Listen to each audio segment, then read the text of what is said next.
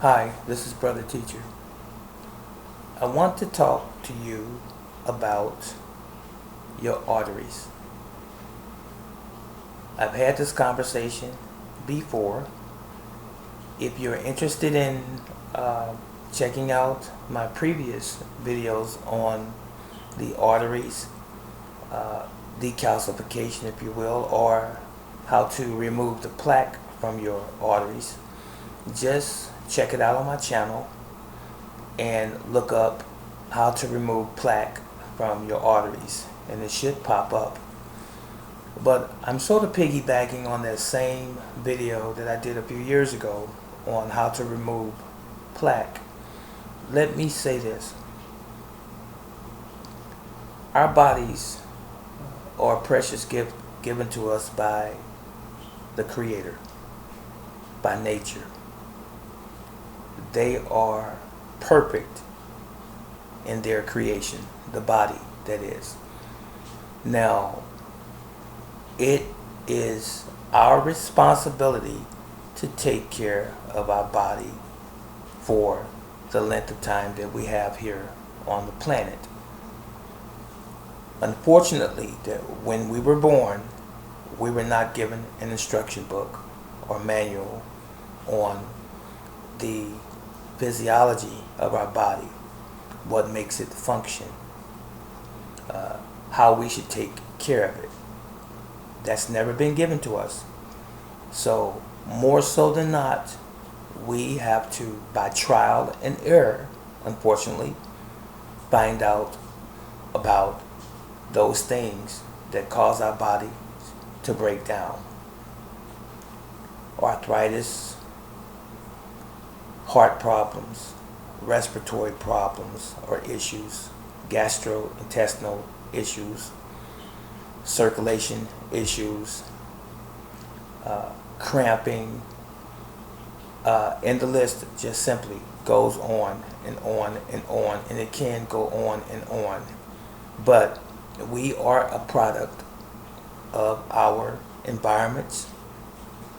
We are also products of bad food choices and combinations of food, and lack of exercise and rest, just to name some of the fundamental ones. So, plaque can build up in our arteries, those precious highways that take blood throughout the body carrying necessary or essential nutrients and even water for hydration to the cells.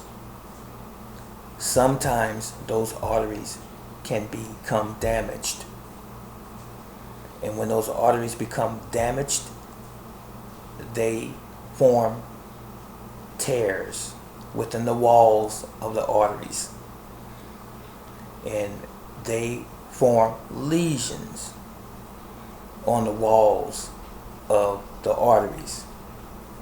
And this is from a combination of things, possible things. One of the things that causes these tears and these lesions is eating and drinking things that we should not be drinking and eating. It is also certain medications that we put in our bodies. It is also processed foods and chemicals and toxins that we're putting in our bodies, things that don't agree with our biology. Now, on the flip side of that, which is equally as important, is when we have a lack of nutrition, of the proper essential vitamins and minerals in our bodies. This can cause not only problems with our arteries, but our body, period. All of our organs will be affected, every last one of them, because our body is a whole organism composed of many. Okay? Now, I'm going to point out to you some things that we can do to help keep our arteries free and clear of plaque and of calcium that's not supposed to be in our blood in the first place. When I say calcium in our blood, I mean excess calcium. Okay, now, when we have plaque in our arteries, that circle there, if you will, excuse my illustration, the one that I'm showing you right now with my hand, it begins to shrink because of a building up of plaque from your body trying to patch up the damage from the tears and so forth in the walls of the arteries. So over a period of time, the plaque begins to build and build and build until the opening is very, very narrow. And when it's narrow, more than it was intended to be originally, you cause tension or pressure. It's an abnormal pressure, hence the term high blood pressure or hypertension.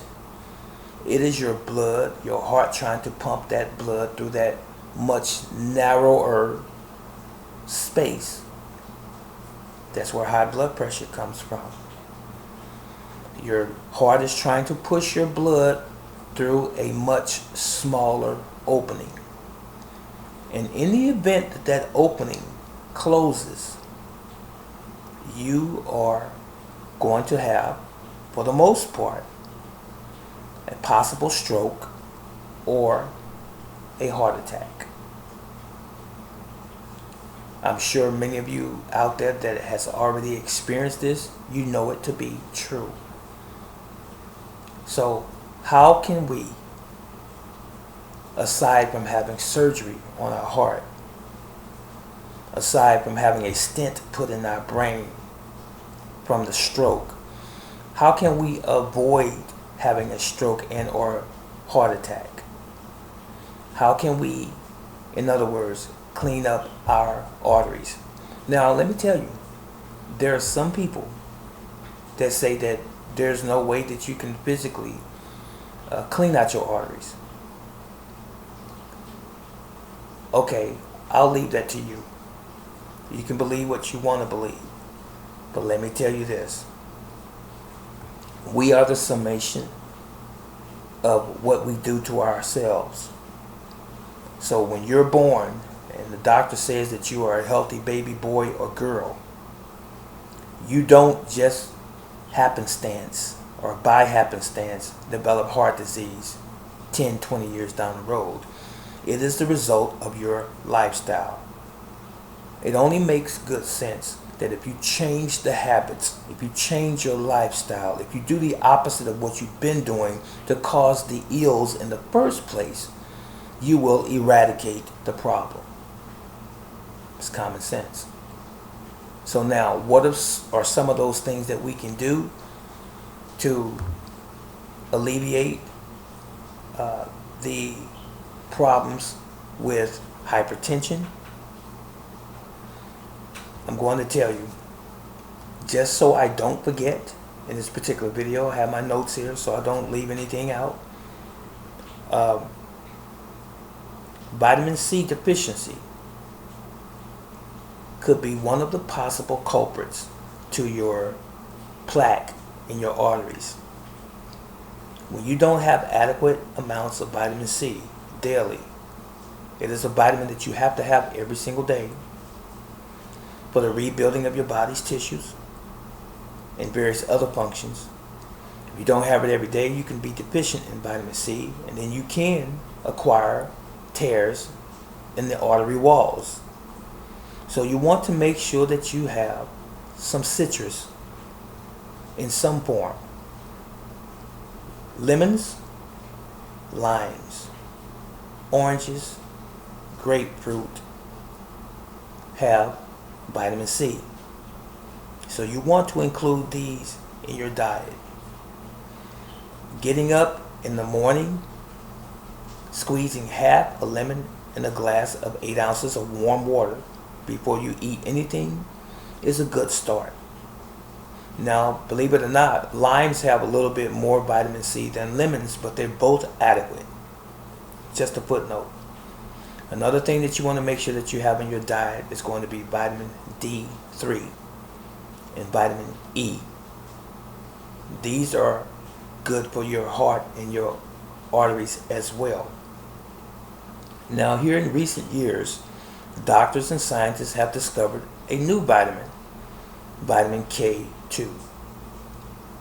Vitamin K2, along with vitamin D, helps to maintain the balance of calcium in the body so that you don't have a buildup of calcium inside your blood, and then it develops placation, if you will, on the inside of your artery walls.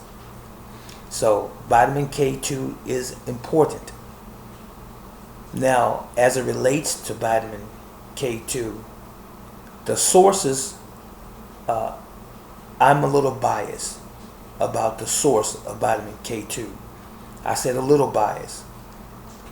If you want vitamin K2, you can find it in your meat products, your animal products, in other words, beef, liver, chicken, and even in egg yolks. They're stocked full of vitamin K2. Now, I'm not a big proponent of meat. I do eat meat, but I eat it very sparingly because I know that meat causes stomach problems. It causes gastrointestinal problems. It is very inflammatory. And I've said in time past, and I'm saying it again, originally men did not eat meat. Meat became an acquired taste throughout evolution. Okay? And I'm not a big proponent of eggs, especially egg yolks as well, high in cholesterol. Okay? Now, what's an alternative to those? I'm glad you asked. It would be your fermented foods, such as natto.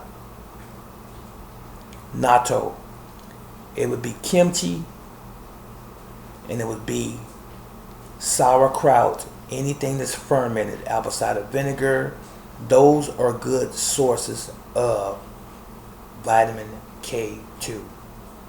Please do your due diligence, do your own research, and you will find the things that I'm telling you are indeed true.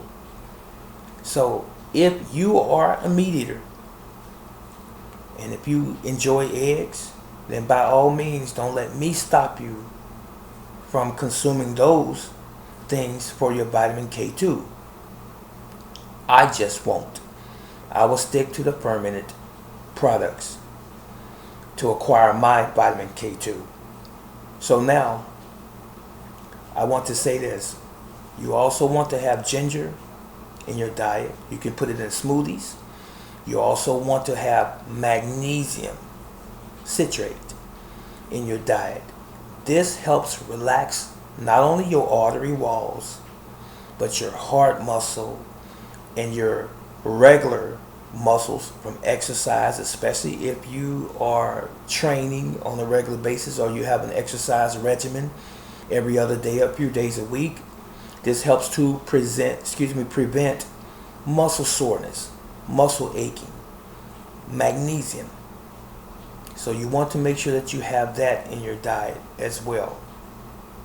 So I said magnesium, and I said ginger, and you also, this is one of my go-tos before I leave right now, don't forget the cayenne pepper. There are different international heat units. You might have to talk to your health food specialist or someone at the health food store or whole food store about the heat units. But you want to have hot cayenne pepper because it helps to move your blood.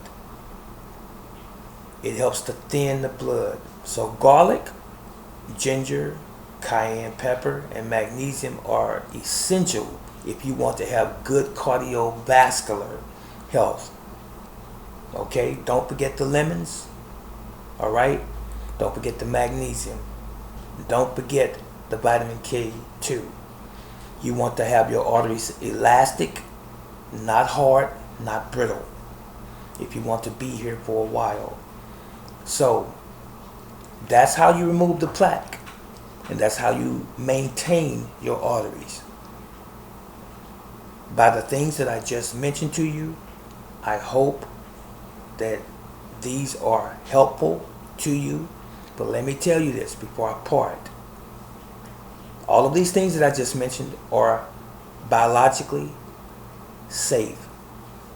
No real side effects, as are pharmaceutical drugs, which are not good for us. Only in extreme, dire situations should we be taking pharmaceutical drugs. But as a regular regimen, just because we're not doing what we're supposed to be doing, you should not be taking any type of medication that was created in a laboratory, because ultimately it's going to kill you. I'm not a doctor, a physician, or a scientist, but I do study the world in which I live, and I do study the human body, and I do study how foods and chemicals affect our bodies. What's supposed to be in this biological machine and what's not supposed to be here. Okay? Nature belongs in nature. I hope you know what that means. So, I hope that you have enjoyed this video. Please like and subscribe and share if you find this of value.